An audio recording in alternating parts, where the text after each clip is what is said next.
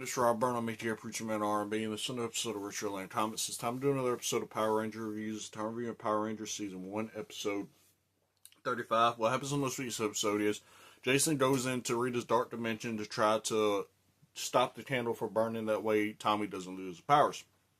So Jason goes in here and he faces off against Goldar. And while this is happening, the Chameleon Monster is out in Angel Grove, disguised as the Megazord, so Tommy and the Dragonzord had to go to try to fight him and stop him, and Tommy's he's able to hold his own, but is kind of getting to him, because he doesn't have the help of other Rangers, and he's fighting this monster by himself. So, if the other Rangers don't get Tommy in time, he'll wind up dying, and losing his powers.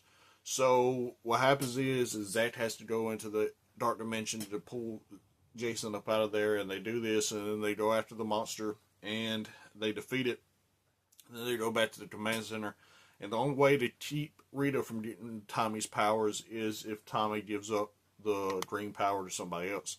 And he winds up giving it to Jason, and Jason winds up getting Tommy's shield and his dagger.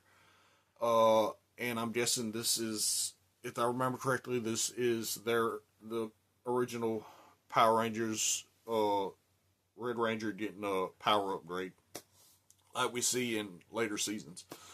But other than that, that's all that really happened.